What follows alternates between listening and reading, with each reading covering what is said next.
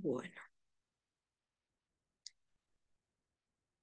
bueno, hoy vamos a ver, estamos en la clase 3. Es la clase más psicoanalítica, si quieren, que vamos a ver, con conceptos más propios del psicoanálisis, quizás por ahí un poco más complejo, no sé si complejo, pero sí más conceptual.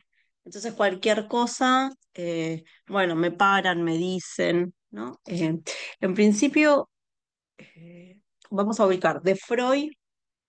Vamos a pensar el Forda, que es el juego, digamos, su escrito sobre el juego. Ustedes recuerden que nosotros veníamos de la clase pasada pensando algo en relación a la creatividad y la fantasía. Eso es como Freud pensaba en ese momento, no solamente lo que habla del poeta y del niño y del literario, sino era también un momento en su obra. Él hasta ese momento hablaba del deseo, hablaba de la fantasía, es un texto dentro de todo reciente.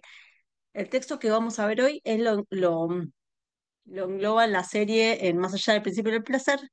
Es un texto de 1920. Freud ya tiene muchos años de su obra, con lo cual, bueno, en este texto él se tira más para otro lado, digamos, ¿no? Para el lado de la pulsión de muerte. Va a empezar a pensar la cuestión de la pulsión de muerte. Entonces es un texto bastante clave, pero que nos habla, ¿no? De otra cosa.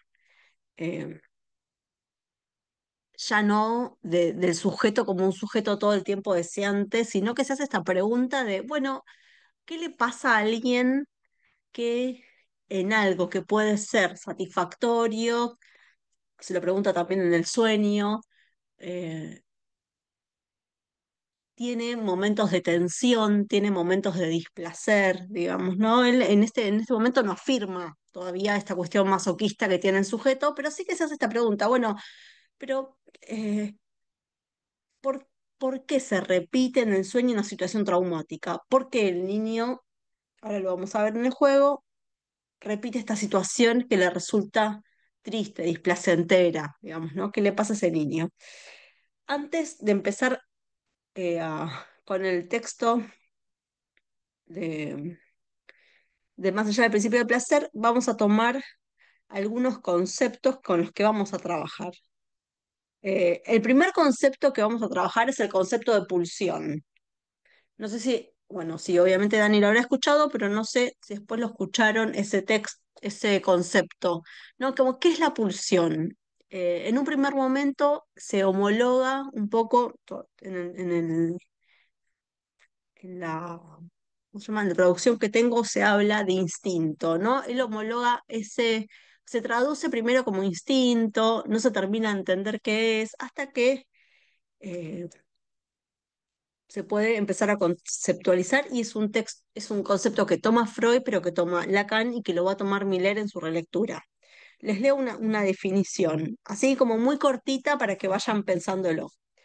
Freud habla de un concepto fronterizo entre lo somático y lo psíquico. Ya ahí tenemos las dos cuestiones de las que hablamos siempre, algo en relación al cuerpo y lo psíquico. No es un instinto biológico, sino una fuerza constante que empuja al aparato psíquico a buscar satisfacción. Tiene su fuente, que puede ser el órgano, la fuente está siempre en el cuerpo, el empuje, el objeto y la meta.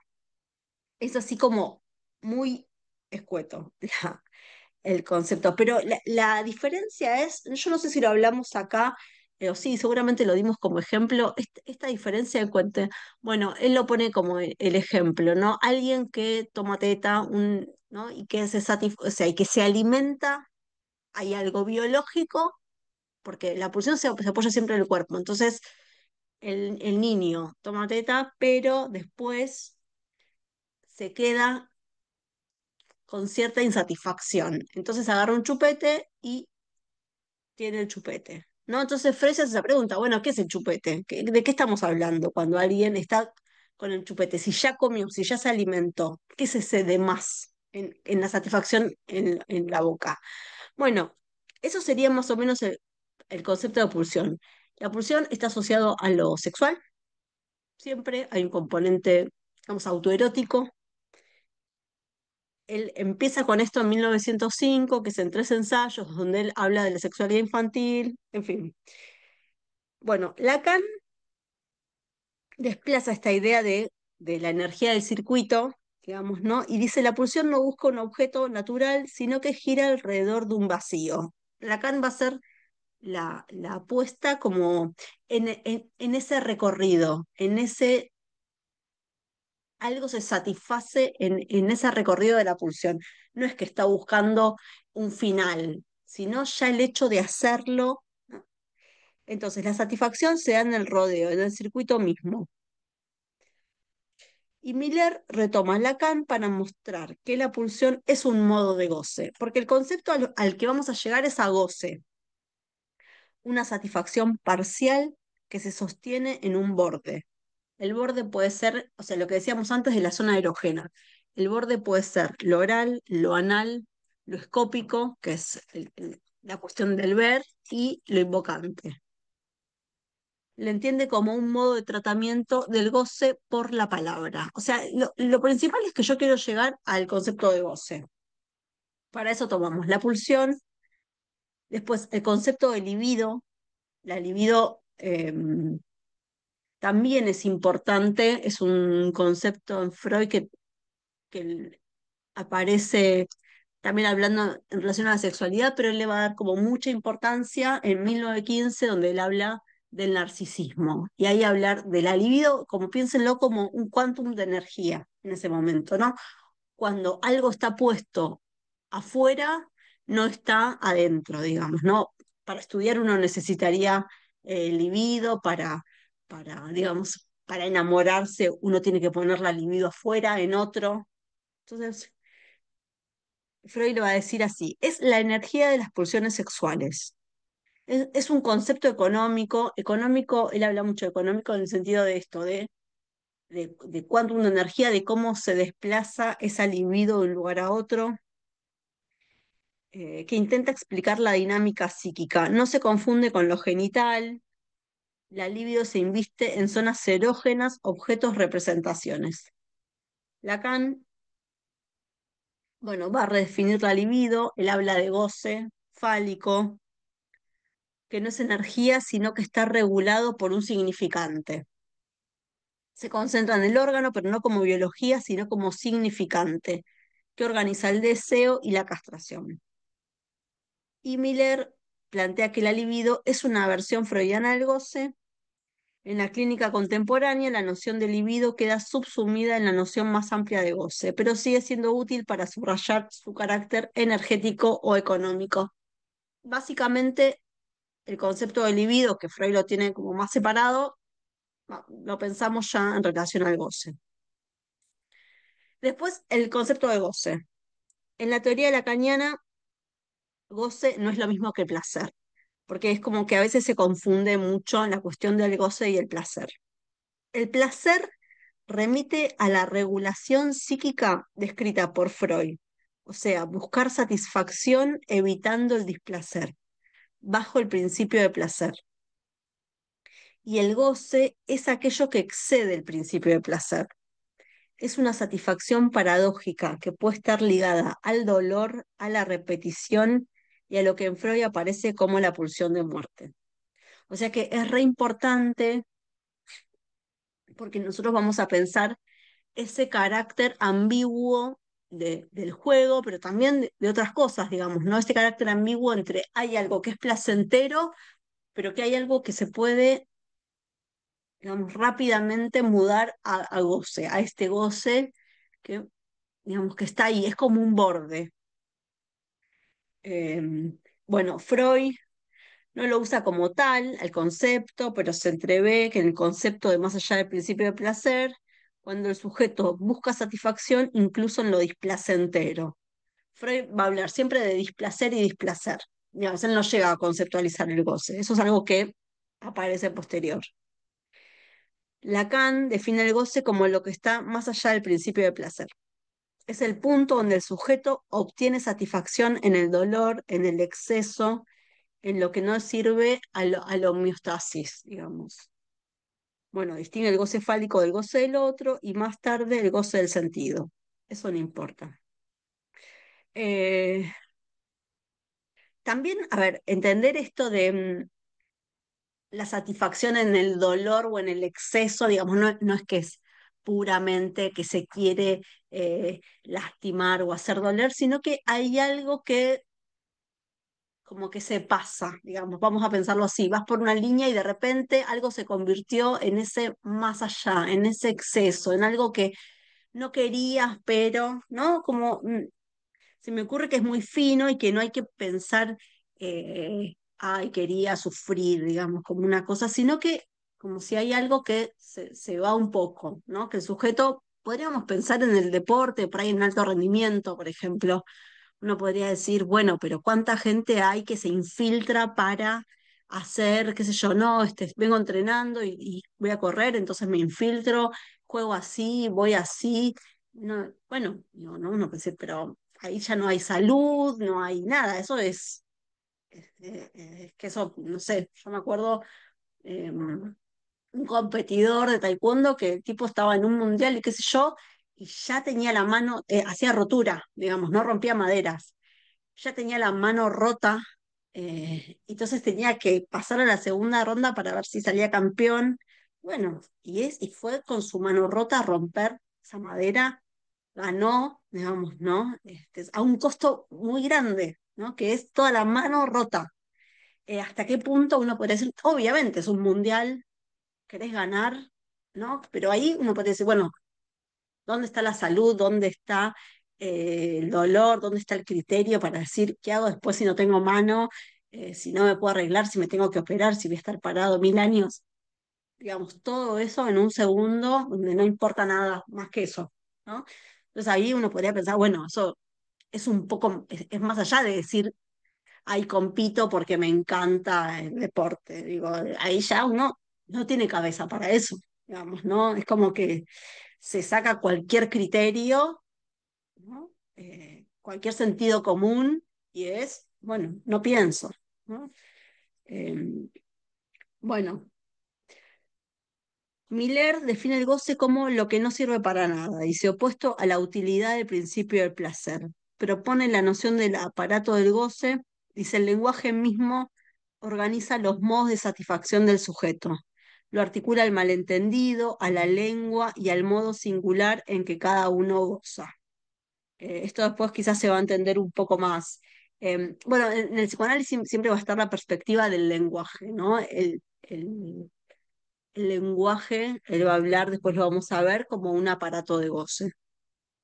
¿Por qué? Porque en el lenguaje también se filtran palabras. Por ejemplo, alguna frase marcante de la familia, digo, ¿no? Una frase puede generar mucho dolor, eh, puede herir o puede curar, digamos, también, ¿no? Como el valor que le da el psicoanálisis a la palabra va a ser ese, que la palabra puede tocar el cuerpo, puede aliviar la angustia, alguien en un ataque de pánico, alguien, ¿no? Y por ahí a veces una palabra, algo, eso alivia o lo que pasa siempre, ¿no? Pacientes que vienen con frases que mi mamá me dijo esto cuando tenía tantos años y nunca más me olvidé, ¿no? Como hay algo de eso.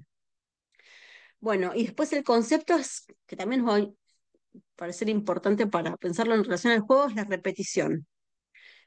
Freud, bueno, en Más allá del principio del placer, descubre la compulsión a la repetición. Es más que repetir, digamos, ¿no? No puedo dejar de repetir porque hay un acto compulsivo. Esto también es para pensar el juego en relación más a lo patológico. Si quieren, después lo vamos a ver en la clase que viene, a la ludopatía, a esos excesos en el juego, ¿no?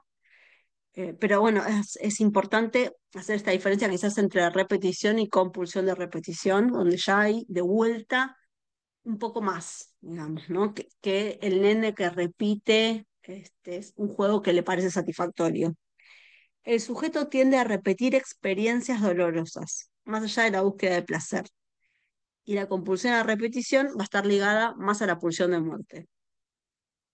Lacan va a decir que la repetición no es la reiteración de lo mismo, sino que es el encuentro fallido con lo real. Lo que se repite es lo imposible de simbolizar, y la repetición es del orden del trauma y del significante que retorna. Y Miller propone leer la repetición como una reiteración de un modo de goce. No es una simple vuelta mecánica, sino es la insistencia de un goce singular que no se deja domesticar por la palabra. Bueno, entonces Freud piensa en términos de energía y de economía, Lacan se desplaza hacia la estructura y el lenguaje, y Miller actualiza con el concepto de aparato de goce y la lectura clínica contemporánea. Bueno, ahora sí vamos a pasar al texto de Freud, de Más allá del principio de placer, que es, bueno, el texto de 1920. Bueno, es un choclo ese texto. La verdad que el tomo es un choclo. No se los pasé porque lo pueden buscar en internet, pero aparte no tiene tanto sentido, sino para leer estas cuestiones. Es el apartado 2 que es donde habla del juego.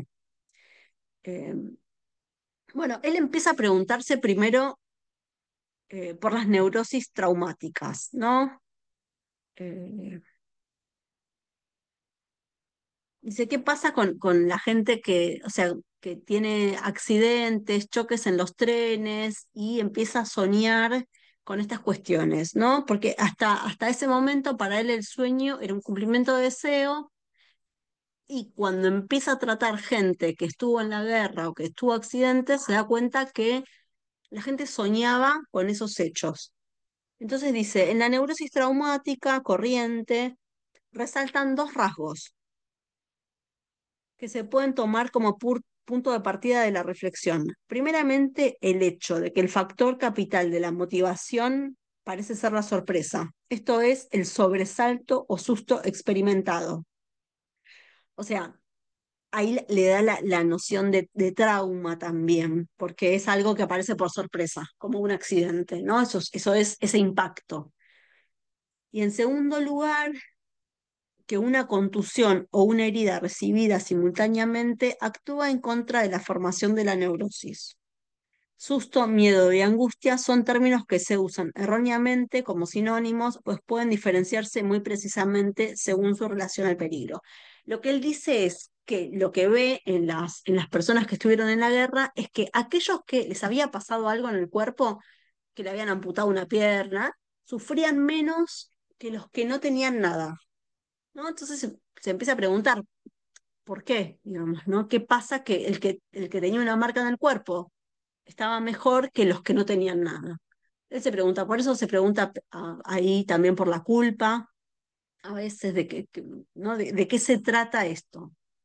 Y esto es algo que él sostiene, que cuando hay una marca en el cuerpo, a veces el impacto es menor que no haber tenido nada. Sí, ahí esto es un poco como la introducción, ¿no? Dice, si los sueños de los enfermos de neurosis traumática no nos hacen negar la tendencia realizadora de deseos de la vida onírica, deberemos acogernos a la hipótesis de que, como tantas otras funciones, también la de los sueños ha sido conmocionada por el trauma y apartada de sus intenciones, o en el último caso, recordar las misteriosas tendencias masoquistas del yo. Ahí habla de, bueno, tendencias masoquistas del yo. Uno podría decir, alguien que estuvo todo el día trabajando, haciendo un montón de cosas, se va a dormir y en el sueño aparece algo de lo traumático, ¿no? Entonces, el despertar abrupto, ¿de qué se trata? ¿No? ¿Qué pasa ahí en el inconsciente? Sería la pregunta, ¿no? Y después, por otro lado, Lacan va a hablar del sueño como un acceso al inconsciente real, ¿no? Como, bueno, el sueño en realidad, viste que uno sueña cualquier cosa. No, soñé con mi perro que tenía la cara de mi papá, con, digamos, todas disfiguraciones, pero en realidad hay algo ahí que se vela ¿no? Como algo reprimido. Bueno, dice, abandonemos ahora el oscuro y sombrío tema de las neurosis traumáticas para dedicarnos a estudiar el funcionamiento del aparato anímico en una de sus más tempranas actividades normales. Me refiero a los juegos infantiles. Bueno, él habla de otras teorías, hace como una crítica, dice estas teorías se esfuerzan en adivinar los motivos del jugar infantil, sin tener en cuenta, en primer término, el punto de vista económico o la consecución de placer. A él lo que le interesa siempre es esta cuestión entre el placer y el displacer, ¿no? Entonces dicen, no importa los motivos del jugar infantil, sino cómo se juega el placer en esos niños. Dice que está hablando del nieto, estuvo varias semanas con el niño y sus padres, un niño de 1 año y medio. Dice, no presentaba este niño un precoz desarrollo intelectual, al año y medio apenas pronunciaba algunas palabras comprensibles y fuera de ellas disponía de varios sonidos significativos que eran comprendidos por las personas que le rodeaban. Pero en cambio se hallaba en excelentes relaciones con sus padres y con la única criada que tenía a su servicio, y era muy elogiado su juicioso carácter. No perturbaba por las noches el sueño de sus padres, obedecía concienzudamente a las prohibiciones de tocar determinados objetos o entrar en ciertas habitaciones y sobre todo no lloraba nunca cuando su madre le abandonaba por varias horas a pesar de la gran ternura que le demostraba. O sea, hacía todo bien el nenito, ¿no? Obedecía, no lloraba, no molestaba, dormía de noche. Bueno, dice, la madre no solo le había criado, sino que continuaba ocupándose constantemente de él, casi sin auxilio ninguno ajeno. El excelente chiquillo mostraba tan solo la perturbación costumbre de arrojar lejos de sí a un rincón del cuarto, bajo una cama o en sitios análogos, todos aquellos pequeños objetos de que podía apoderarse, de manera que el hallazgo de sus juguetes no resultaba a veces nada fácil. Mientras ejecutaba el manejo descrito, solía producir, con expresión interesada y satisfecha, un agudo y largo sonido, que a juicio de la madre y mío no correspondía a una interjección, sino que significaba fuera, fort. O sea, el nene arrojaba y tiraba todo con esta expresión, ¿no? Con esta. Observé por último que todo aquello era un juego inventado por el niño y que éste no utilizaba sus juguetes más que para jugar con ellos a estar fuera. Más tarde presencié algo que confirmó mi suposición. El niño tenía un carrete de madera, como algo de más, un autito, pues, supongamos, un camioncito, atado a una cuerdecita y no se le ocurrió jamás llevarlo arrastrando por el suelo, esto de jugar al coche, sino que teniéndolo sujeto por el extremo de la cuerda, lo arrojaba con gran habilidad por encima de la baranda de su cuna, haciéndolo desaparecer detrás de la misma. Lanzaba entonces su significativo o fort y tiraba luego de la cuerda hasta sacar el carrete de la cuna, saludando su reaparición con un alegre aquí. O sea, lo empujaba fuera, lo traía aquí. Este era el juego completo, desaparición y reaparición. A ver, que desaparición y reaparición es un juego muy temprano, digamos, el acá está, digamos, de alguna manera es un juego también de aparición y reaparición. Juego del cual no se llevaba casi nunca a cabo más que la primer parte, la cual era incansablemente repetida por sí sola, a pesar de que el mayor placer estaba indudablemente ligado al segundo acto. O sea, repetía primero la primera parte, que era la de desaparecer, y la otra, que Freud supone que es la placentera, que es cuando aparece, no la hacía tanto, ¿no? La interpretación del juego quedaba así facilitada. Hallábase él mismo en conexión con la más importante función de la cultura del niño, esto es, con la renuncia a la pulsión, vamos a decir, renunciar a la satisfacción de la pulsión, por él lleva a cabo al permitir sin resistencia alguna marcha de la madre. O sea, él ahí habla de renunciar a la satisfacción pulsional como algo propio de la cultura, que uno podría decir, bueno, a medida que se va dando, a medida que uno va creciendo, tiene que haber como cierta renuncia a esa satisfacción pulsional, sobre todo autoerótica, pero también es eh, qué sé yo, en el periodo de latencia, cuando uno entra a los 6 7 años, se espera que el chico haya cosas que ya no las haga, bueno, que obedezca, que tenga cierta vergüenza o cierta moral o cierta, que no es que pueda hacer todo, ¿no? Entonces, el nenito hacía un poco esto, ¿no? La marcha de la madre, dice, él no puede ser de ningún modo agradable, ni siquiera indiferente para el niño. ¿Cómo, pues, está de acuerdo con el principio de placer el hecho de que el niño repita como un juego un suceso que es penoso para él? O sea, esta es la pregunta que se hace Freud. ¿Cómo alguien puede repetir algo que es penoso para él, que es triste? ¿No? Eh, en este representaba al niño un papel pasivo.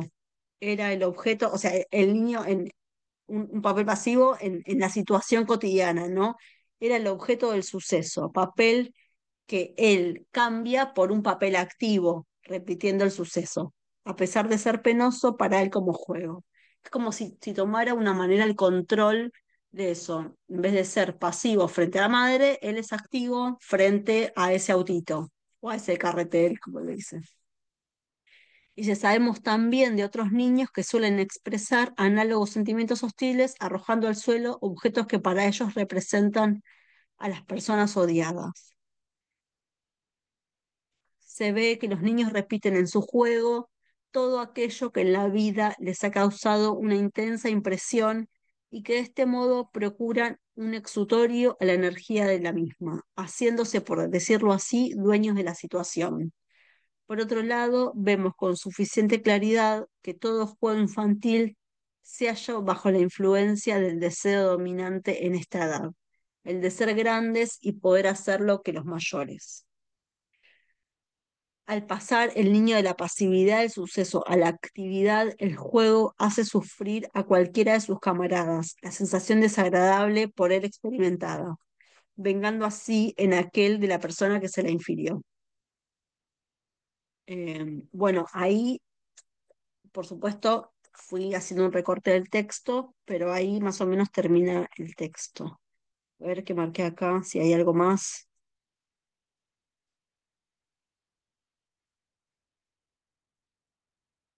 No.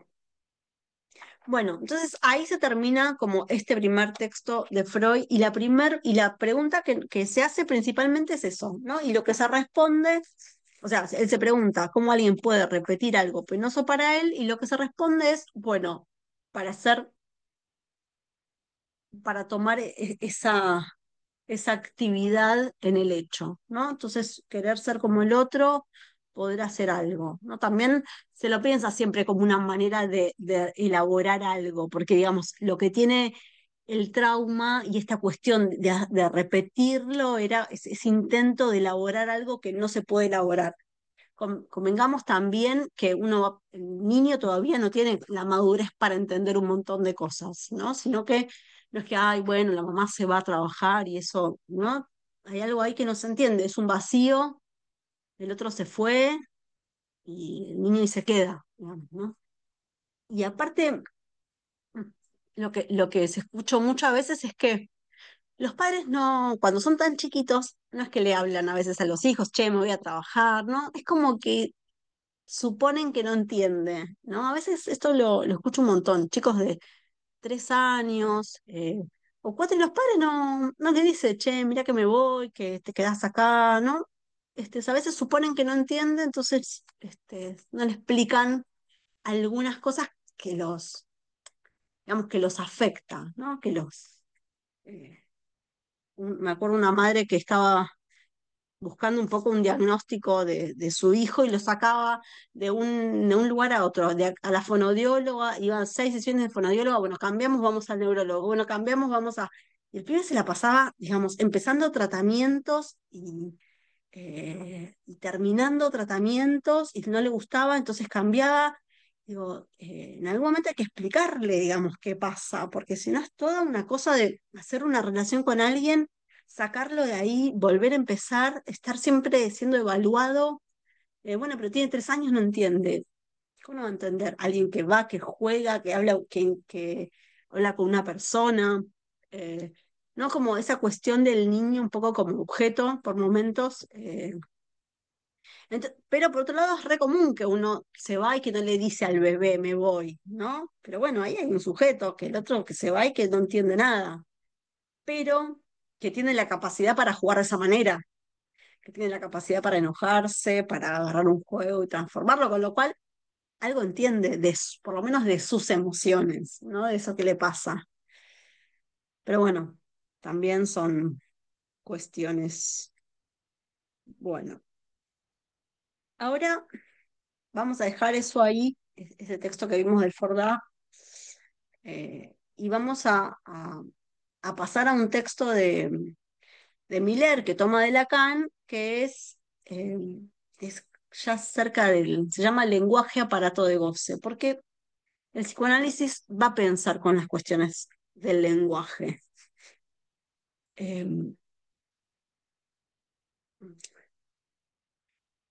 a ver, bueno, empiezo con el texto y después también es un resumen y lo vamos parando y vamos hablando y cualquier cosa me paran, me preguntan.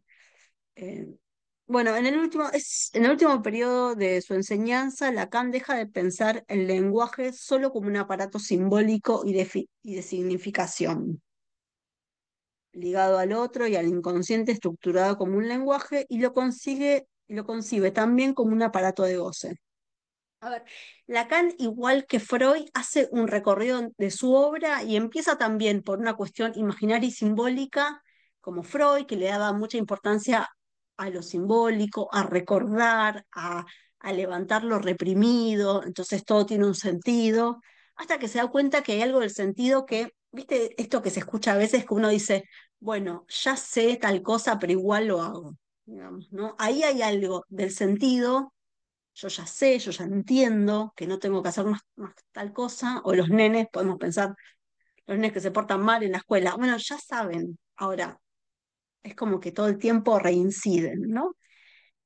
Entonces ya se dan cuenta que hay algo del sentido que no, que justamente no tiene sentido porque hay una insistencia, no alcanza con saber. Y Lacan también, digamos, él empieza su obra, ¿no? Con la cuestión simbólica y después se da cuenta que hay algo que es esto, que es lo más duro, digamos, de cambiar, que es la cuestión del más allá del principio de placer, es este concepto de goce. Entonces va pasando de lo simbólico, podríamos decir, a algo mucho más complejo, se va a llamar lo real también, pero que tiene que ver con este concepto de goce. Entonces, esto implica que el lenguaje no solo transmite sentido, sino que produce efectos de goce en el sujeto. O sea, hay un pasaje que es del sentido al goce. Inicialmente, el síntoma era entendido como algo que podía descifrarse y curarse, al encontrarle un sentido. Con el tiempo, Lacan afirma que el síntoma no se reduce al sentido, en su núcleo hay un goce opaco y que eso es irreductible al desciframiento, o sea, no se puede descifrar. El síntoma, como signo, combina una parte de significación, es como tienen las dos cosas. Una parte hay una significación, que es lo que uno entiende, y el otro es esta parte de goce, que es opaco, que es indescifrable. El análisis no consiste en eliminarlo por completo, sino en transformar la relación del sujeto con ese goce. Miller subraya que en este giro Lacan distingue un tipo de goce que ya no depende del otro ni de la relación simbólica. Se trata de un goce solitario, autista, que el sujeto encuentra en su propia repetición. Bueno, esto lo podemos también pensar porque se habla mucho del otro. El otro día hablábamos un poco de la escuela, ¿no? Es esta cuestión en la clase. Y uno podría decir, bueno, ahora es muy difícil por momentos que los pibes reparen en un otro, digamos, ¿no? En otro de la autoridad. A veces es como que eso, no importa si es la maestra, si es la directora, digamos, ¿no? Hay un punto ahí que no es como antes, que el otro estaba encarnado en un saber, entonces era una autoridad. Ahora ese otro, bueno, este, no me importa. Está muy ligado a la época, digamos, a lo que pasa ahora, y que por un lado también pensaba también en cómo pensarlo con la cuestión de los juegos más electrónicos y todo eso. Bueno, hay un placer en el juego solitario, que es con otros, podríamos decir, por ahí está conectado en la pantalla, pero es uno solo, digamos, no ese goce como de estar ahí sentado un montón de tiempo sin poner el cuerpo. Uno se puede preguntar, bueno, pero este pibe, eh, ¿qué le pasa? ¿No tiene ganas de salir? ¿No tiene ganas de correr? Eh, ¿Qué hace ahí? Digamos, tanto tiempo como enchufado. Podríamos pensar en eso, ¿no? Un goce solo, autoerótico, autista también se le dice, con su propia repetición, ¿no? Donde no hay, como no hay mediación, podríamos pensar. Eh, Lenguaje y goce. El lenguaje no es solo un medio de comunicación, es también lo que introduce perturbaciones en el cuerpo, síntomas, afectos, repeticiones. Y por eso Lacan lo llama un aparato de goce. O sea, ahí lo que se va a desprender es este concepto de el lenguaje como aparato de goce. Eso es a lo que nosotros, digamos, lo que vamos a pensar en esta clase como concepto, lenguaje, aparato de goce, y vamos a llevar al juego como un aparato de goce, digamos, ese va a ser el pasaje. Entonces, el lenguaje es un aparato de goce. No se trata de una metáfora, sino que el lenguaje produce efectos reales sobre el cuerpo del hablante. Lacan introduce la idea de que el ser humano, al entrar en el lenguaje, no solo adquiere un modo de representar y comunicarse, sino que también queda atrapado en un modo de gozar que el lenguaje mismo organiza. Ejemplos sencillos. Una persona que repite un síntoma, aunque le cause sufrimiento, obtiene allí una forma de satisfacción. Las palabras mismas pueden ser fuente de goce. Piénsese en un insulto que hiere, en la compulsión a contar siempre la misma anécdota, en la musicalidad de una frase. Por eso, cuando Lacan afirma que el lenguaje es un aparato de goce, quiere decir que el inconsciente no solo habla en nosotros, sino que nos hace gozar de ese hablar, aun cuando sea en contra de nuestro propio beneficio o bienestar.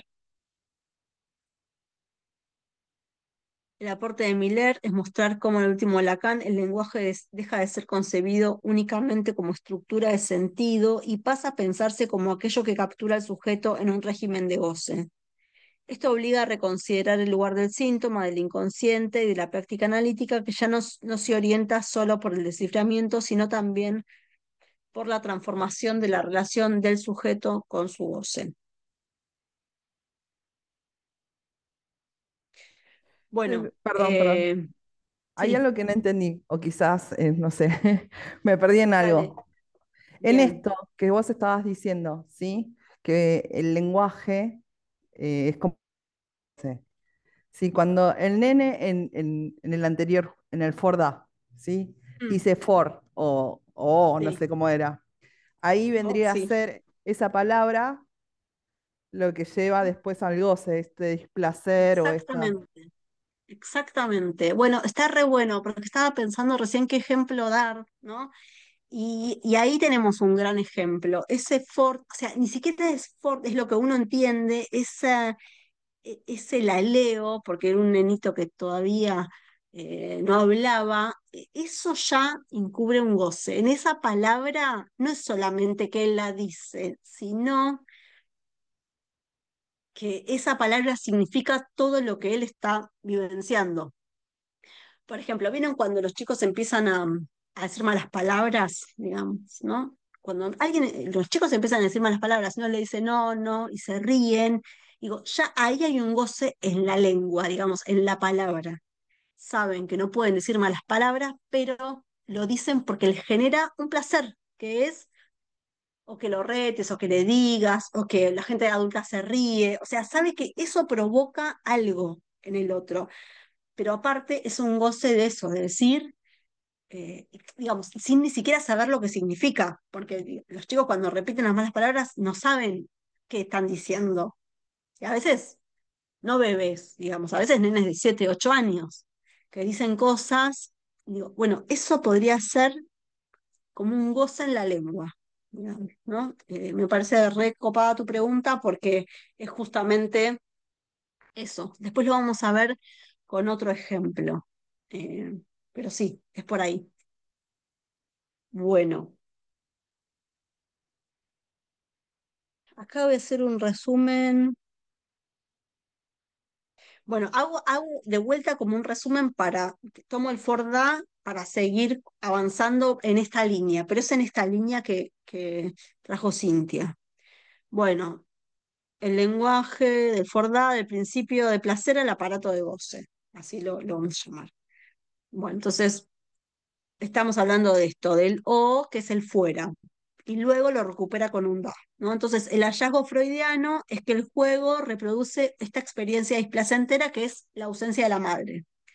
No solo la encubre con la satisfacción posterior del reencuentro, incluso señala Freud, el niño parecía hallar mayor satisfacción en la primera parte, o sea, en la desaparición que en la segunda. Hasta ahí estamos. ¿Por qué un niño repite lo penoso? Bueno, transformar la pasividad en actividad, que ya lo dijimos. La sublimación vengativa, soy yo el que te he hecho, no te necesito, no sé si eso lo nombramos, pero está ahí en el texto, y este dominio psíquico de lo traumático que es la elaboración, ¿no? Tratar de elaborar esto que es traumático para él. Bueno, Freud ahí admite que estos motivos no alcanzan porque el juego insiste más allá del placer. Claro, porque tampoco es que el chico con eso ya lo soluciona, digamos, sino que es cada vez, porque se vuelve a ir o vuelve a pasar algo y eso vuelve a suceder. Por eso ahí pensábamos esto del concepto de pulsión, porque hay algo que no se satisface con eso igual. Digo, el chico repite el juego un montón de veces, igual no lo elaboró, digamos, igual la partida de la madre o alguien que a veces soñando, los sueños traumáticos, desde chiquito que tengo este sueño, ¿no? El sueño es que alguien me levanta y me lleva volando eh, por un precipicio. Digo, bueno, son cosas que se repiten y que no se elaboran hasta que eso se puede llegar a poner en palabras y así todo, hay algo de la sensación del sueño que insiste, ¿no? Eh, bueno, entonces, el juego como aparato de goce. Si seguimos esta lectura, el juego puede pensarse no solo como elaboración simbólica, sino como un dispositivo de goce.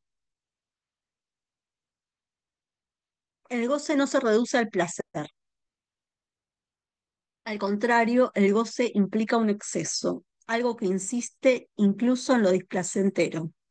Que el niño repita con fruición la desaparición del carrete indica que encuentra allí una satisfacción distinta, más allá del alivio del reencuentro. El juego podríamos pensar que organiza el goce. O sea, porque vamos a suponer que un niño, obviamente, no es que siempre que juega se da esto, ¿no? Eh, pero, eh, digamos, no siempre que juega, está eso, pero sí que eso está todo el tiempo en el sujeto, ¿no? En el niño, en el que sea, digamos, ¿no? Pasa que no siempre juega a lo mismo, podríamos decir, ¿no? No siempre se implica el goce. Entonces, al encuadrar la pérdida en una escenificación repetitiva, el juego funciona como un aparato que canaliza la insistencia pulsional. La escena del Fordá es en este sentido un primer montaje en el que el niño regula lo traumático y al mismo tiempo obtiene satisfacción en esa misma repetición. Juego y goce pulsional. Si la pulsión de muerte tiende a la repetición y a la descarga, el juego ofrece una forma de inscribir esa insistencia en una trama representable. Así, el juego no sería solo una vía hacia el dominio simbólico, sino un aparato que permite que el goce se aloje, se module y se circule. Por eso también está bueno, como, bueno, el otro día hablábamos un poco de esto. ¿Qué hacer con eso que insiste? Digamos, si alguien, por ejemplo, vamos a separar lo que puede ser un espacio terapéutico de lo que hablábamos el otro día, una clase. Digo, ¿no? Porque uno en el espacio terapéutico, a partir del concepto de transferencia, que es algo que se da, podríamos decir, entre el analista o el terapeuta y el paciente, que ese goce se ponga en juego. Digamos que si el chico tiene que venir a hacer un juego, por ejemplo, el niño que vimos del Fordá, que venga a repetir ese juego del Fordá en sesión. Entonces, que uno pueda intervenir desde el juego. Muchas veces los analistas intervienen desde el juego. Bueno, el nene eh, tira el carrete, lo agarra, bueno, uno se pone, qué sé yo, en un momento lo obturás, en un momento lo dejás, en un momento, digo, ¿no? Como intervenir sin decir nada dentro del juego a ver qué pasa. Uno podría esperar a si el nene viene a jugar otra cosa, podría ser que se ponga en juego, por ejemplo, no sé, tirar los muñecos, entonces uno empieza a ubicar que ahí también hay algo, bueno, de por qué tira los muñecos, como ahora, eh, como veíamos la vez pasada, en una clase con 25 chicos es muy difícil poder intervenir sobre uno en particular, ¿no? Sino que es, bueno, ahora es lo que hablábamos también el otro día. El nene que va a la clase de educación física, y justo la clase que le gusta, se porta mal, lleva a terminar sentado, digamos, podríamos pensar que, bueno, hay algo en juego ahí de él también que se hace excluir, que se hace rechazar, cómo hacerlo, ingresar en el circuito, digamos, ¿no? Eh, para generar otra cosa, ¿no? Para generar desde el juego otra cosa. Ahora, el otro día hablamos un poco de la pérdida, ¿no? Como hay algo para poder jugar también hay que poder perder o poder ceder o poder dejarle el espacio al otro. Digamos, quizás el punto podría ser ese. Bueno, ¿qué pasa cuando un niño no cede, no puede perder, no puede desesperar, digamos, ¿no? Eso quizás lo podemos también ubicar en función del juego, como para poder hacer cierto diagnóstico, entre comillas, ¿no? Bueno, sigo. Lo que quería decir con esto es, bueno, no siempre es que el juego es esto como un aparato de goce, sino que en una modalidad, podríamos decir, más terapéutica o más analítica, eso entra en sesión. A veces no, a veces es disruptivo en cualquier lado y a veces es esperable que eso es lo que se meta en un espacio, digamos, ¿no? A partir de muchos encuentros o varios encuentros o algunos encuentros, que eso entre para poder trabajar con ese goce del sujeto. Entonces, el juego infantil puede ser pensado como un aparato de goce en tanto permite convertir lo displacentero en una práctica repetitiva que dé satisfacción, poner en escena el empuje de la pulsión, más allá de del principio de placer, que es una forma que el niño puede sostener, y ser un modo inaugural de articular el goce con la simbolización, abriendo el pasaje de lo real de la pérdida a la representación. En este sentido, el Fordá muestra que el juego no es solo un ensayo para la vida ni una mera búsqueda de placer, sino un dispositivo estructural en el que el niño ensaya la pérdida, domestica la repetición y al hacerlo encuentra una vía de goce que excede la lógica del placer. Bueno, ahora vamos a ir con un ejemplo de Miguel Leiris. Este es un ejemplo que está en este libro del que les hablé, que es Lenguaje aparato de goce. O sea, el ejemplo tiene que ver mucho con esto que hablábamos antes de la cuestión del lenguaje, de la fonética, de esto que hablábamos del o, ¿no? Ese ejemplo estuvo muy bien. Bueno, Miquel Leris, en el inicio de la regla del juego, relata una escena de la infancia. Jugando con soldaditos, uno cae al suelo y no se rompe. El niño exclama con júbilo, Reusement, ahí está. perdón mi alemán, su invención verbal expresa un goce singular, la alegría de conservar intacto el objeto amado. Sin embargo, los adultos lo corrigen. Deben decir heureusement. Ese pasaje marca el punto en el que el goce ligado a una invención singular queda subsumido en la normatividad del lenguaje común. O sea, pensando de vuelta en el lenguaje, pero lo podemos trasladar a otra cosa, ¿no? Cuando alguien empieza ya a corregir al chico, ¿no? Como esto que hablábamos de meterlo un poco en la cultura, ¿no? Él tiene una expresión en esto que él dice, bueno, está jugando, ahí va articulado con algo de la lengua, lo dice mal porque es un niño y alguien corta eso, ¿no? Como con la entrada a la cultura. Eso es lo que hace el lenguaje, digamos, todo el tiempo, ¿no? Que uno está todo el tiempo corrigiendo cómo es la cosa para decirlo bien, ¿no? Que es, por un lado, acotar ese goce, acotar eso que le da placer al chico, que es decir, por ejemplo, las malas palabras, pero por otro lado, es el ingreso a la cultura. Para uno, para poder ingresar a la cultura, hay algo que tiene que perder de esa satisfacción. No puedes decir cualquier cosa, no puedes decir malas palabras, no puedes decir esta palabra que esté mal, ¿no? Porque en la escuela no se dice, digamos, ¿no? Entonces, son dos cosas que van juntas, ¿no? Siempre. Lo que estaba investido de un significante propio, íntimo y gozoso pasa a ser socializado, atrapado en el entramado de significaciones compartidas. Leiris mismo reconoce que allí se funda su regla del juego. Hay que decir como todos. El hallazgo individual queda desplazado por lo que pertenece a la lengua. Bueno, esta palabra muestra cómo el niño inventa una jaculación significante que condensa su satisfacción y le da forma a su goce. Esa invención evidencia cómo el juego con la lengua produce efectos de goce, antes de que el sujeto quede del todo insertado en el orden simbólico. También la podemos pensar esta cuestión del lenguaje cuando alguien tiene un apodo que le puso tal cuando era chiquito, mi papá me decía tal cosa, digo, esas son significantes que tienen un goce particular, porque tienen un afecto puesto en juego. Si tu papá te decía la princesa de no sé qué historia, digo, ahí hay algo que es una palabra, pero que tiene un afecto particular, porque es alguien que te nombraba de una manera, digamos, ¿no? Entonces, esa es como la importancia que tiene a veces el lenguaje, digamos, ¿no? Cómo nombra eso que nombra.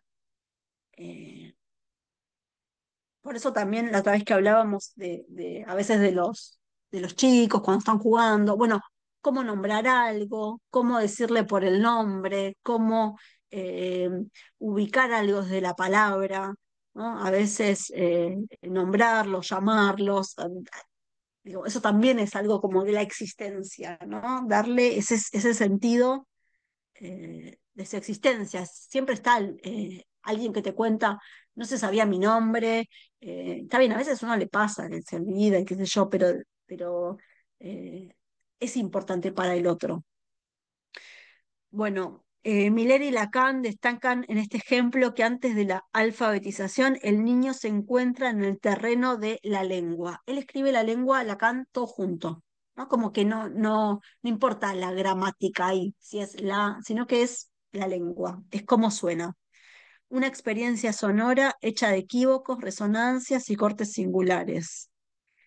Esta palabra que dice el nene, que la dice mal, no es un error, sino es un acontecimiento de la lengua, una invención marcada por la resonancia y el goce, más expresiva que la palabra correcta, del goce al sentido socializado. Este pasaje de la palabra correcta a la incorrecta ilustra la pérdida de ese goce singular en beneficio de la significación compartida. Leiris se percata de que el lenguaje lo sobrepasa, lo inserta en una red de relaciones sociales. Es el pasaje del juego singular a la regla común.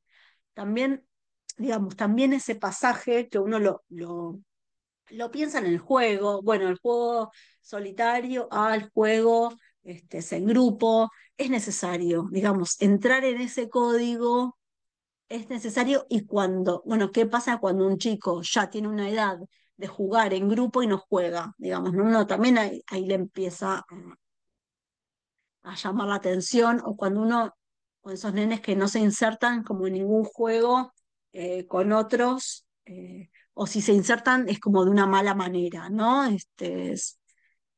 Pegando, empujando. eh, Bueno, el ejemplo permite pensar la importancia de escuchar en la clínica los desgarros de la lengua, esas invenciones fonéticas o juegos de palabras que, como en la iris, revelan la manera singular en que un sujeto goza del lenguaje. El niño muestra cómo el juego no es solo recreación, sino es un dispositivo de invención y localización del goce en la lengua. El caso de Leiris ilumina la articulación entre juego y aparato de goce, porque muestra cómo en el uso espontáneo y desviado de la palabra emerge una satisfacción singular. Pero esa invención queda rápidamente subsumida por la regla del lenguaje común, que socializa y recorta lo propio. Allí se juega la tensión entre la lengua, voz equívoco, y el lenguaje como sistema. Bien, eh, ahí termina como una parte y ahora vamos a seguir igual con esto, pero con otro texto, a ver si ampliamos un poquito más en relación al juego, ¿no?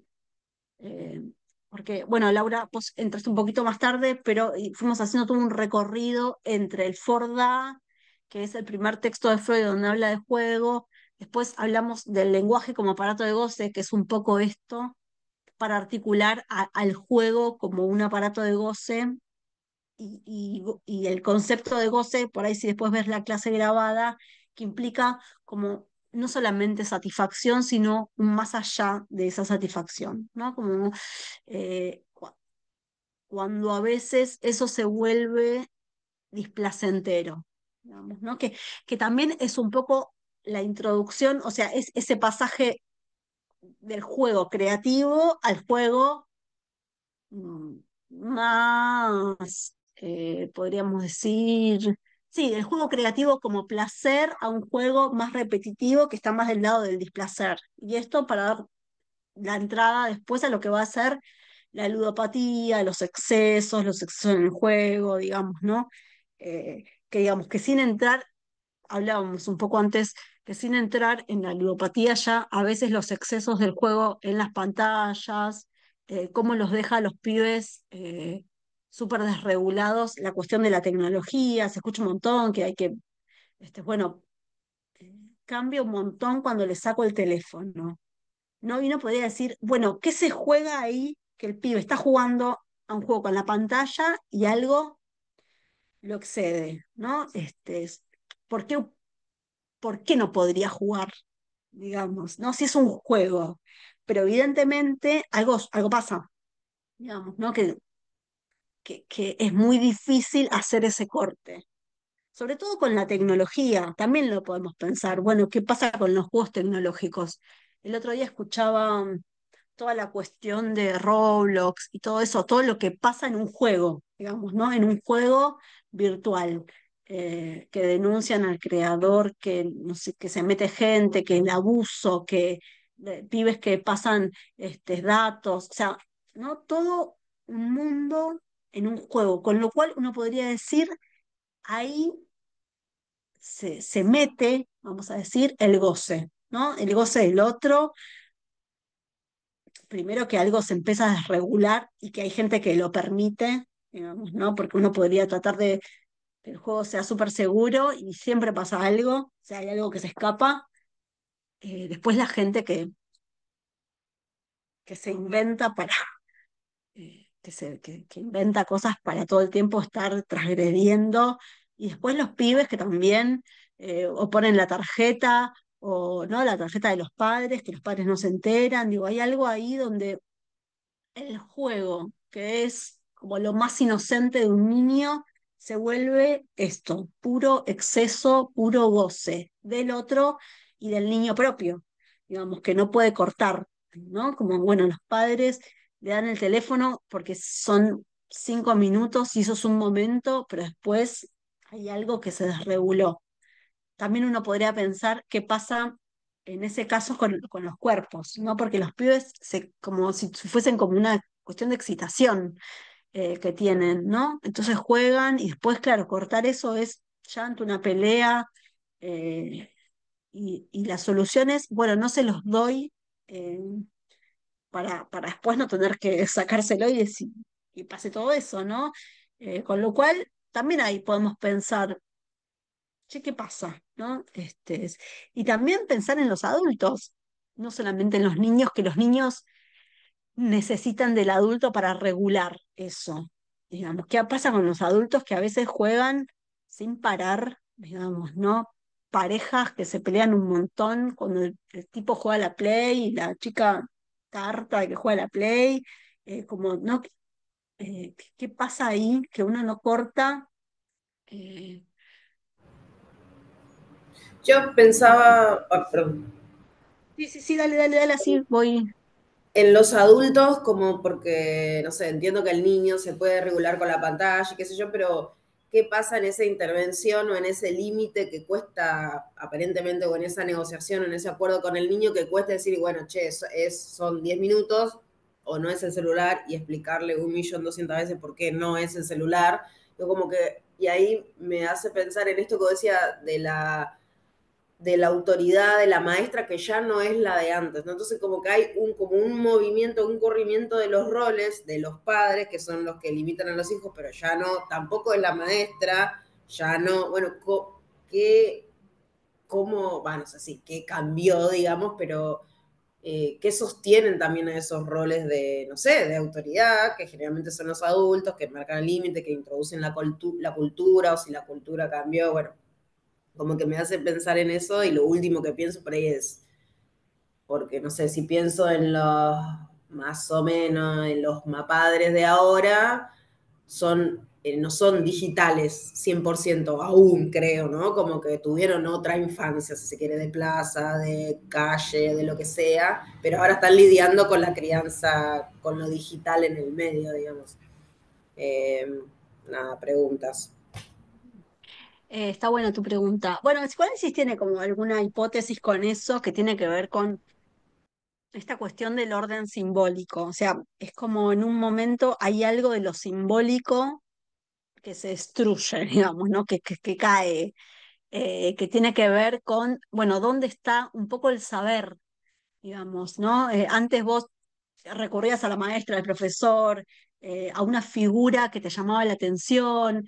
Ahora todo es, el saber está en la compu, digamos, ¿no? El saber está en el teléfono, el saber está, no, no está el otro, el abuelo sabio, digamos, ¿no? Eso está totalmente caído.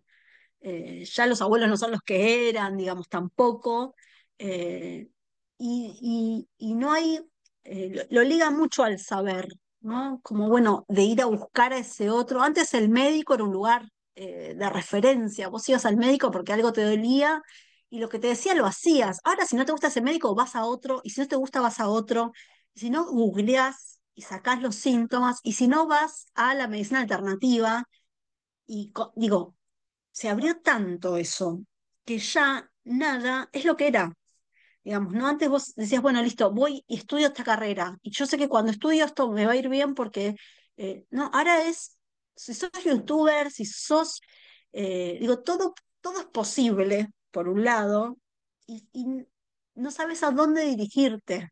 Que esto pasa mucho con los adolescentes. Bueno, están fascinados con esta cuestión de los stream y todo eso y digo, no, no importa, como, hay como una cuestión en relación al deseo, y por supuesto el capitalismo y toda la cuestión también como un poco más allá, que la cosa es el consumo, qué te compras, qué tenés, qué sos, digamos, ¿no? Lo que te define, algo en relación a la imagen, eh, ya no importa cómo sos como persona, importa cómo te mostrás, cómo te cuidás y no toda la gente a ver, no quiero sonar prejuiciosa, no todo el mundo sube cosas y todo, pero digo, hay toda una cuestión de voy a mostrar esto, digamos, ¿no? Las redes es un poco, bueno, mostrar lo lindo, digamos, de uno. eh, hay toda esta cuestión de los influencers o estos pibes que muestran cómo vivir la vida y entonces tenés que tener plata de esta manera. Digo, y a los pibes un poco eso les quema la cabeza. Porque, ¿cuál es el parámetro? Digamos, antes vos decías, bueno, listo, estudio, me caso, no sé, te armabas como una vida simbólica, porque después eso no significaba que te iba bien, pero tenías como un camino. Ahora cuesta hasta elegir qué orientación sexual tengo, digamos, porque todo es posible. Entonces, me pueden gustar las chicas, los chicos, me puedo sentir así, me autopercibo tal cosa, me autopercibo perro, o sea, todo es posible y no hay ningún límite de nada, ¿no? Como que, bueno, yo mañana me autopercibo cactus y me quedo así y nada, si alguien me dice algo, entonces lo denuncio, digo, es muy frágil ese borde, ese límite, ¿no? Eh, Al estar todo permitido, los padres tampoco pueden imponer. Por ejemplo, se escucha mucho esta cuestión con los nombres. Bueno, no le quiero poner un nombre de mujer porque por ahí quiere elegir otra cosa. Entonces le pongo un nombre eh, ambiguo, unisex, ¿no? Como todo es así. Los padres no quieren elegir por sus hijos. No le voy a poner rosa porque por ahí no le gusta tanto, entonces le pongo un color neutro, verde. Y vos decís, digamos, es re importante el deseo del padre en los hijos, en esa construcción. ¿Por qué? Porque para rebelarse uno tiene que rebelarse contra algo, contra alguien. Entonces yo te puse María, ¿no? Como re exagerada y te vestí de rosa.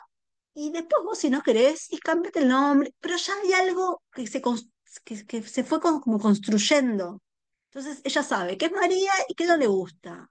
En esta cuestión de todo es posible, digamos, ¿no? Todo, vos llamate como quieras, después elegiste el nombre, después cambiate el nombre, no tenés ni eso, ni una identidad, digamos, eso es complicado. Y eso es un discurso, digamos, ¿no? Por supuesto que no es en todos los casos, ¿no? Pero sí que hay una tendencia a no quiero limitar cuando en realidad el límite es súper necesario, ¿no? Como decir, bueno, cuando uno sabe que, pensemos en el juego, lleguemos al juego, bueno, hay, no sé, está el juego solitario, está el juego reglado, está el juego grupal, está lo que puede ser competencia. Eso, digamos, va marcando algo que va limitando, ¿no? Uno dice, no sé, hora libre, jueguen a lo que sea.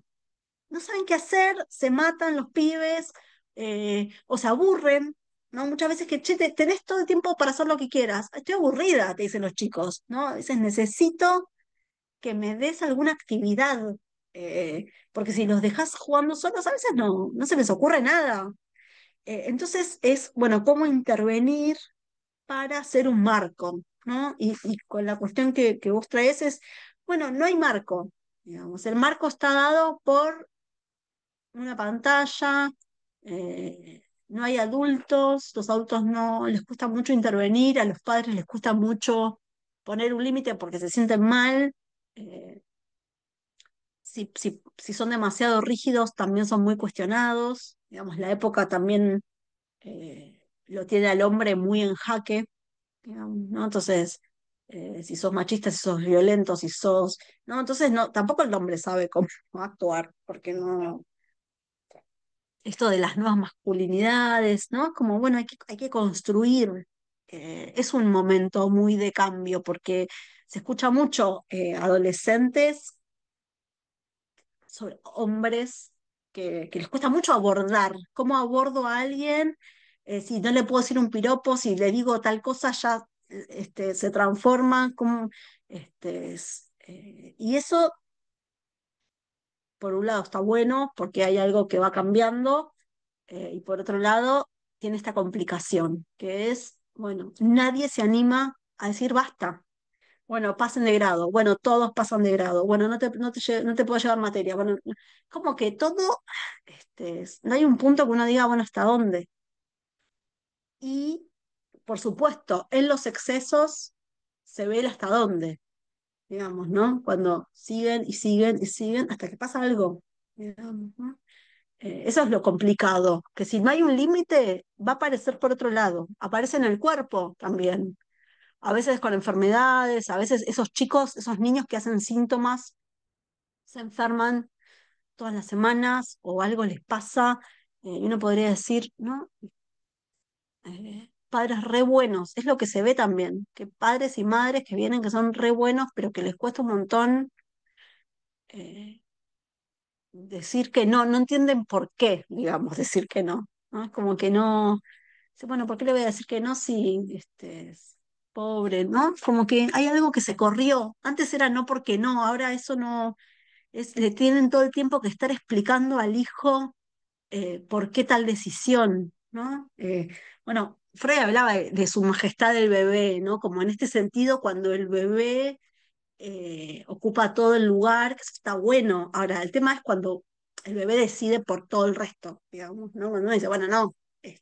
Y eso se ve re claro cuando hay una situación, eh, por ejemplo, no sé, padres que nunca ponen límites, pero de repente el médico les dice, che, no se no puede comer azúcar o algo, y ahí los padres pueden poner un límite cuando hay un riesgo, ¿no?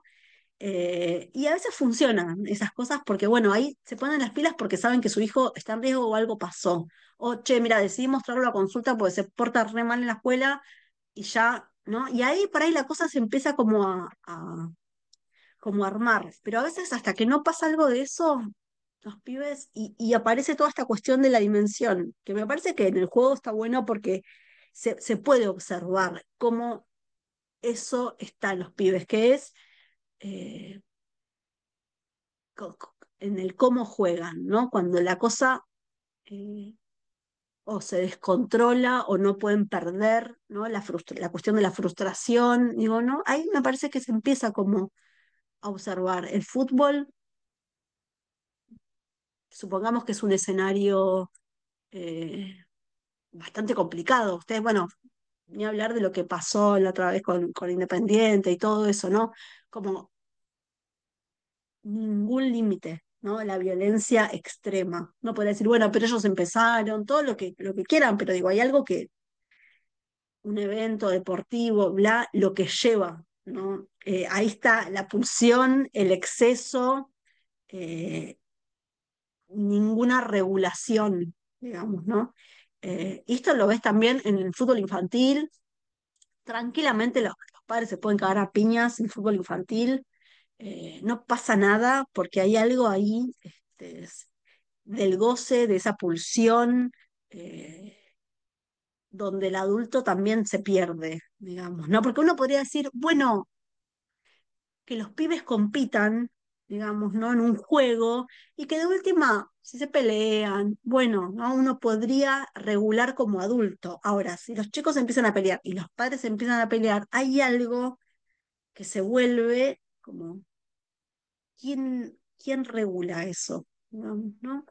Es imposible. Eh, También pasa mucho hoy con los docentes cuando les cuesta intervenir con las familias, digo, ¿no? Porque por ahí a veces intervenís con una familia y después viene la madre y se te planta. ¿Qué ha pasado? Madres que le pegan a los docentes, digo, ¿no? Hay algo ahí de esa función, mismo con los analistas también, digo, en el espacio terapéutico, cuando la madre dijo algo que, o vos le dijiste algo y no le gustó, lo sacan, ¿no? Al chico. Y por ahí el chico viene haciendo un trabajo interesante. eh, pero en cuanto hay algo de esto, del límite, de cómo marcar, o algo se pone en juego que toca a los padres, porque siempre cuando uno labura con chicos, labura con los padres de alguna manera, bueno, lo sacan, digamos, ¿no? Así que me parece que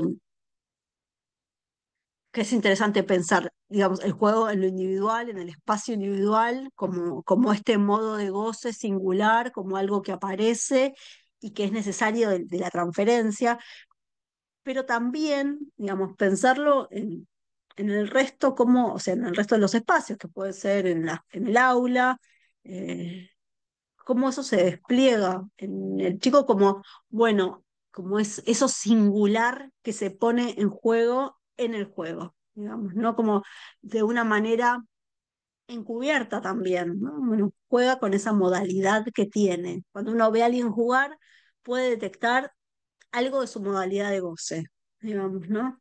Eh, si, si hay algún registro en relación a lo simbólico, si puede armar juego, si puede soportar algo de la pérdida, si puede bancarse la espera, ¿no? Como ahí uno empieza como a armar algo, ¿no? Quizás es complicado cuando tenés muchos, ¿no? Dale, a ver. No, estaba pensando que si eso que nombraste también es una característica satisfactoria, digamos, saludable. Che, esto puede, para mí sí, pero puede armar juego, o por ejemplo pierde, pero vuelve a jugar, ¿viste? No, o sea, pierde, sufre, podríamos decir, ¿no? O al menos es lo que yo veo, o llora, o a veces hay algo como que se le juega ahí, pero sin embargo al tiempito ya como que vuelve a jugar. Me resonó esto de por qué uno repite lo penoso, ¿no? Que siempre que juega por ahí está el riesgo de perder, ganar a veces, pero de perder también, pero sin embargo sigue jugando, digamos, accediendo o decidiendo jugar. Y bueno, para mí eso tenía que ver con una característica de salud, pero por ahí no sé si llego a entender bien el del goce, porque por ahí pienso en esto de la patología o las adicciones, esto del exceso, como de pasarse, que a ver, creo que lo entiendo o no, como si es pasarse es pegarle a un compañerito, por ejemplo, si ahí hay algo de ese goce, o no sé o no sé, vendí las cosas de mi vieja para poder tener guita para apostar en Bplay, no sé cómo se llama, algo Ujú, así. ujú, ujú. Sí, a ver, eh, podríamos decir que esto de repetir, ¿no? Repetir va a ser como una buena manera como de elaborar, ¿no? Entonces, juega, pierde, vuelve a jugar, por más que se frustre, hay algo de eso que está bueno, digamos, ¿no? Que es una manera, ¿no? Porque uno podría decir, bueno, si se pierde más veces que lo que se gana. Entonces, bueno, ¿cómo perder cada vez mejor? Entonces vamos armando algo, ¿no? Eso con el tiempo. Eh, Después, uno podría pensar que el goce siempre es con uno, digamos, vos le podés pegar al otro de enojo, de bronca, de un montón de cosas, pero en definitiva eso te va a repercutir en vos, en que la maestra te va a retar, entre que los compañeros van a empezar a rechazarte. Entonces, eso sería, digamos, cuando uno se hace mal a uno. Por supuesto, al que le pegó, le hizo mal, no está bueno, hay que quizás sancionar o algo, pero che, pero si vos le pegás, sabés que todo te vuelve para vos, porque todos te van a retar, porque la maestra te manda una nota y te retan en casa, y porque tus compañeros, digo, también te empiezan a excluir. Y ahí es cuando no puede dejar, digamos, ¿no? De hacerlo. Que vos decís, no todas las clases, lo siento, lo aparto, lo dejo, y sigue. ¿No? ¿Qué le pasa al pibe ahí? ¿No? Es como, ahí está la pregunta de qué encubre eso que no puede dejar de hacer, ¿no? Y de qué manera como ubicar cierta responsabilidad para que pueda regularse, podría decir, bueno, che, antes que le voy a pegar, tengo que frenar, ¿no? Cómo armar algo del regularse, ¿no? Eh, el otro día pensaba en un niño que, bueno, siempre viene y que entra al consultorio y quiere como eh, viene a jugar, pero quiere como agarrar todo lo que hay, ¿no? Como una manera como desesperada y mirar, ¿no? ¿Qué hay? ¿Qué hay? ¿Qué hay? ¿No? Entonces, bueno, a veces es por el lenguaje, cómo nombrar algo de eso. Entonces yo digo que es muy curioso, porque tiene como otras actitudes de curiosear, qué sé yo, en la escuela o de mirar cosas que no se puede en el celu, y qué sé yo. Entonces, como, bueno, che, eso es re curioso, como tratar de nombrar algo de ese goce que es el querer mirar todo, digo, porque eso también lo lleva a lugares medio difíciles, porque en la escuela se le recomplica, bueno, eso podría decir, eso es como un acto, bueno, cómo cortar algo de eso, nombrando de alguna manera graciosa, digamos, ¿no? Algo de su goce, ¿no? Por ahí, a veces eso, hacer entrar algún chiste o una palabra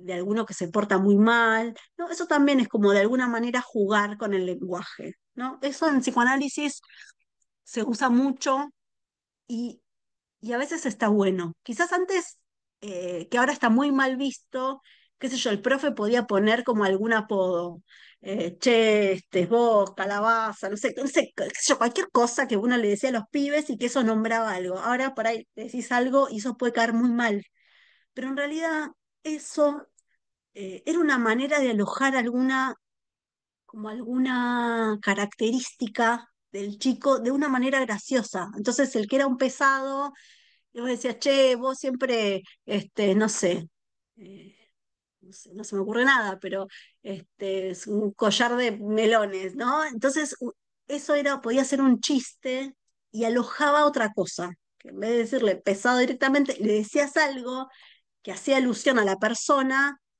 Entonces, él también se identifica porque es pesado y porque irrita, pero es una manera graciosa de decir algo. Bueno, ahora eso está muy complicado, porque vos le llegas a decir eso y los padres se enteran y qué sé yo, y por ahí se arma un requilombo. Pero eso es una manera de alojar algo del goce de una buena manera, digamos, ¿no? Alguien que es re pesado y que es re denso, decírselo en chiste, en una forma graciosa, que él se identifique, que pueda, digamos, hacer ese laburo. Con los pibes está bueno, digo, a veces se tiene que dar esto que es como la cuestión de la transferencia, que haya como una relación con el otro, y donde los padres te habiliten a que uno pueda decir, pero esto, bueno, sos re curioso, digo, ¿cómo hacer con eso? Entonces, para ahí le tapas los ojos, o digo, como intervenir desde una palabra que no sea, tampoco a los pibes los puedes tocar hoy, pero a veces también agarrarlos también es una manera como de calmar ese cuerpo que está, ¿no? Pero si vos, imagínate, si vos no los puedes nombrar, no los puedes tocar, no los puedes agarrar, porque antes a los chicos los abrazaban o el profe, ¿no? Como, y ahora todo eso está mal visto y en realidad en los niños es muy complicado porque necesitan el cuerpo del otro también como límite, necesitan que vos los reconozcas con un chiste, con un apodo. Antes decíamos, hablábamos de los apodos de los padres, que a veces, que eso tiene un afecto. Si yo te digo a vos, sí, la princesa, que es lo que se me ocurre, princesa, no sé, o vos sos el hijo tal, o alguna cosa que nombre eso, eso aloja. Digo, porque entonces yo para mi papá era esto, yo para mi mamá en la seño en la escuela me dice así, es como un acto de reconocimiento. Eh, Ahora eso es difícil, entonces ¿cómo hacer con eso? Cuando vos al pibe no podés nombrar, no podés tocar, no podés hacer un chiste, no podés, ¿no? Es como súper limitado. eh, y me parece que es todo lo contrario. También cuando uno hace una apuesta por lo otro también es difícil, ¿no? Porque a veces te puede jugar por en contra, a veces los pibes son complicados. El otro día hablaba con una docente que me contaba que había un chico en silla de ruedas y todo el laburo que ella hacía con el pibe, le iba a buscar a la esquina, lo traía, bueno, lo ayudaba y un día el pibe se empezó a decir que en la escuela le pegaban, bueno, nada, ella estaba totalmente desilusionada, digamos, de ese alumno porque, o sea, no pasó nada de eso, yo como maestra estoy involucrada, y ¿por qué di? ¿Viste? La pregunta de los docentes es, bueno, pero ¿por qué di todo esto si al final bueno, qué sé yo, es una apuesta también que uno hace a veces, como hacer, ¿no? Por eso se me ocurre que desde el juego a veces uno puede hacer más que desde lo concreto, digamos, ¿no? Jugando, todo puede estar como en ese límite, como un poco más flexible que puede dar porque también no nos olvidemos que el juego tiene algo muy placentero. Entonces, cuando los pibes la pasan bien, también está eso. Y que el juego implica también muchas veces el cuerpo, la satisfacción corporal, correr, saltar, divertirse, reírse, ganar. Entonces, como eso también es una buena herramienta, podríamos decir, para el placer, para ubicar algo del placer y que ellos puedan vivenciarlo, digamos, ¿no? A mí me parece que es como cuando uno puede despertar esta fase del juego más creativa, más placentera, si bien también encubre lo otro, pero es una manera como súper interesante de hacer surgir también al sujeto y a veces hacerlo también cambiar de vía. Alguien que siempre se enoja porque pierde, bueno, el día que ganó, bueno, hoy sí que ganaste, digo, ¿no? Como también resaltarle lo otro. eh, Vos que siempre te pones a llorar, mira qué contento que estás, como hacerle notar eso, porque realmente con el juego los pibes sacan cosas que no. Digo, por eso también, pensando un poco en el fútbol, siempre traigo ejemplos del deporte, pero cuando fue lo del mundial y toda esta cuestión, como la gente totalmente feliz y contenta y sacada, ¿no? Está bien, algo muy propio de nuestro país, pero digo, cómo eso se pudo poner.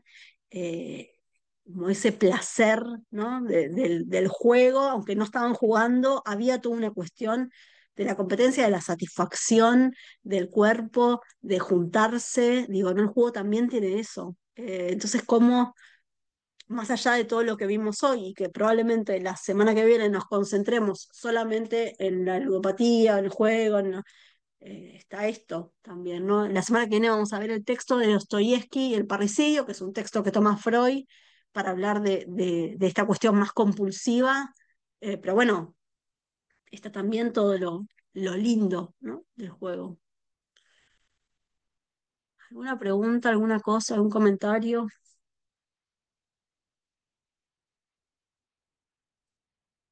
Bueno, y si no dejamos para la Bueno, semana si que nadie viene nos pregunta, vemos, tengo pero una dale. última yo. Cuando Sí. hablabas de lo de elaboración, se me vino la pregunta si si siempre que se juega se está elaborando algo, ¿o no? No, entiendo que no. Me parece que es cuando entra, primero podemos pensar en esta cuestión, o sea, cuando uno juega, uno podría decir, uno está aprendiendo, está creando, pero no siempre está elaborando. Por ahí la cuestión de la elaboración podría ser más, por ahí cuando algo se repite, vamos a decir, en transferencia en el espacio analítico, cuando uno espera que aparezca eso en el dispositivo del análisis. A veces aparecen en otros lugares porque eso se repite, como una insistencia de querer elaborar algo. Pero eso podría decir que se da en transferencia, que eso es con la figura del terapeuta o del analista, o a veces con algún docente puede haber esa transferencia, pero no siempre, digo, también uno juega por placer, juega por creación, pero podríamos decir que por ahí la cuestión dos cosas. Estaría como toda la versión más del trauma, como esta cosa de reelaborar cuando algo fue realmente doloroso, pero también está esta cuestión del goce que es una modalidad. La modalidad podríamos decir que se repite, uno la puede encontrar, no sé, alguien que es recompetitivo, que te juega hasta, pues sí, pero estamos jugando a un juego que no, pero igual te quiere ganar, ¿viste? Como está eso también, que tiene que ver más con una forma, pero no tiene que ver con elaboración, tiene que ver con esa manera, digamos, que tiene.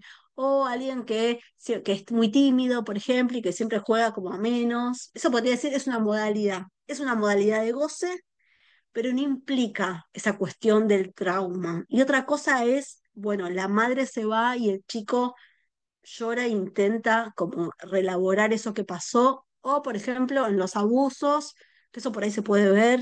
eh, qué sé yo, en los dibujos o como salen cuestiones en el juego que uno podría, que te empiezan a llamar la atención. Digo, ¿no? Ahí hay otra cosa, ¿no? Que uno empieza a decir, che, pero este juego, ¿no? Que te empieza a sonar como distinto, que no es para la edad, que, digo, bueno, ahí podríamos decir, hay algo en relación a lo traumático y a este intento de elaborar, pero no siempre, ¿no? Eh, Bien, Yo tengo un ejemplo, no sé si este a sirve. ver, dale. Por ejemplo, una Ay, nena de 13 años en vóley, la primera semana se pone a llorar, habla con el profesor. ¿Sí? La segunda semana, todo pasa los jueves. El primer jueves llora, habla con el profesor. El segundo jueves se lastima un dedo. habla con el profesor y recibe atención.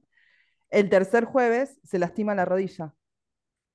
Entonces parece como que en esto hay una repetición, para mí tiene que haber, hay una elaboración, está pidiendo algo, sí, que tiene que ver con este goce, porque yo supongo que, obvio que uno no se lastima a propósito, pero está ahí esto de la búsqueda de, y yo creo que Mm, ahí es, ¿no? Donde está el goce, sí, en esta repetición re.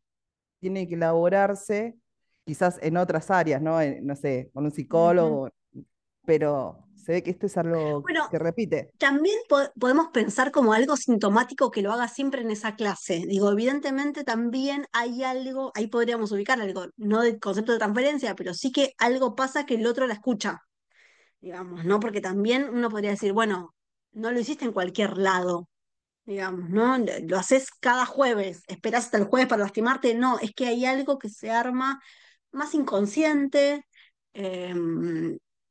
Pero sí, sí, sí, está bueno el ejemplo. Se me ocurre que es para pensarlo como más como un acto sintomático, como esta cosa de la repetición en un lugar donde puede ser alojado.